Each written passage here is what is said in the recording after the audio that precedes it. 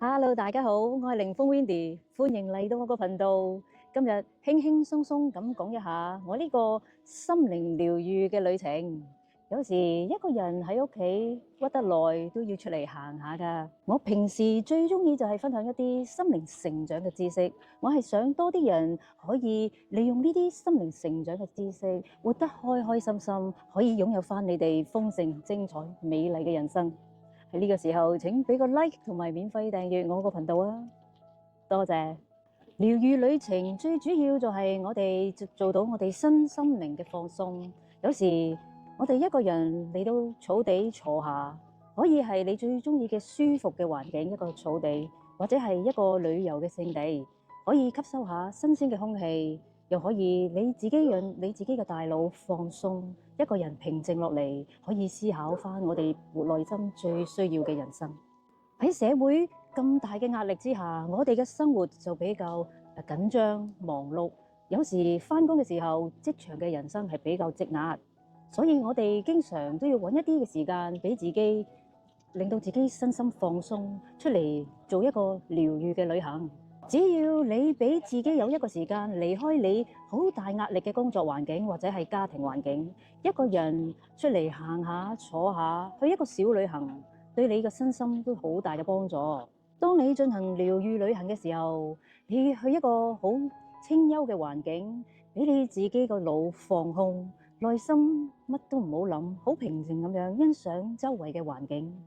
你會俾自己有一個舒適嘅空間，最重要嘅就係俾多啲時間可以平衡返自己嘅內在頻率。呢個能量，呢個頻率越穩定，你嘅人生就會越豐盛、越順利㗎喇。療愈旅程唔係淨係透過觀光旅行咁簡單，我哋只要透過一個真正嘅療愈旅程，可以療愈我哋嘅身心靈三方面裏面達至平衡嘅狀態。呢個就係療愈旅程最重要嘅核心啦。要達到身心靈放鬆、修復內心嘅不安，同埋令到心靈成長，喺整個旅程中，你都可以喺唔同嘅環境放低唔同嘅生活壓力、煩惱。最好嘅就係你自己一個人或者係幾位知己一齊去做一個休閒嘅旅程。所以每個人都好需要安排一個療愈旅程俾自己。以下有幾種對象係好需要安排一個療愈旅程俾自己嘅。第一種最適合嘅人就係長期身心疲累嘅人。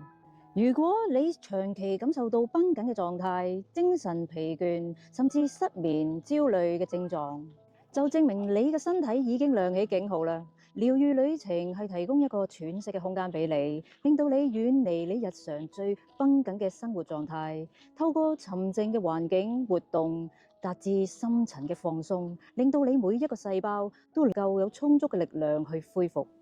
第二種就係一啲情緒比較低落嘅人士，就好適合安排呢個療愈旅程啊。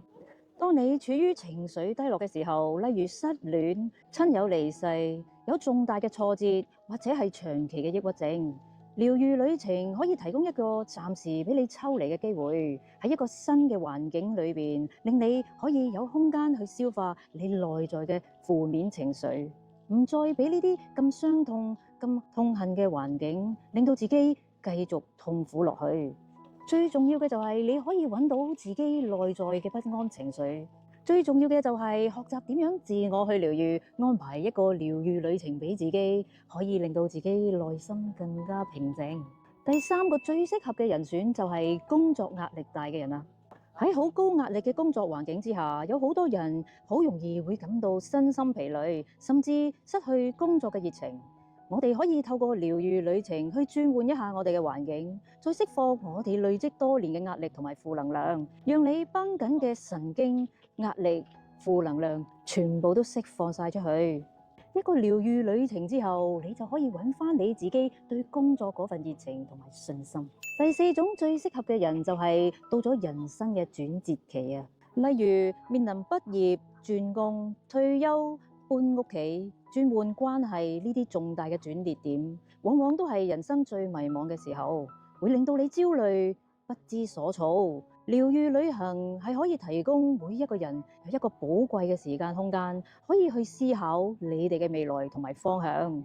冇外界嘅干擾，可以俾自己沉澱落嚟，有足夠嘅時間空間，俾自己選擇返將來嘅人生目標。以上呢4種就係最適合安排一個療愈旅程俾自己，可以令到你哋自己嘅內心返去一個平衡嘅狀態，幫你放鬆心情，咁先至有力量可以令你走得更遠。選擇嘅地點其實好隨你個人喜歡㗎，你可以選擇山林、海峽、峽谷、湖畔景色、國家公園，或者係一啲你覺得好浪漫嘅地方。又可以選擇一啲溫泉旅館，你可以浸下溫泉，舒展下筋骨，促進血液循環嘅同時，亦可以將我哋內在嘅心靈歸於零嘅狀態。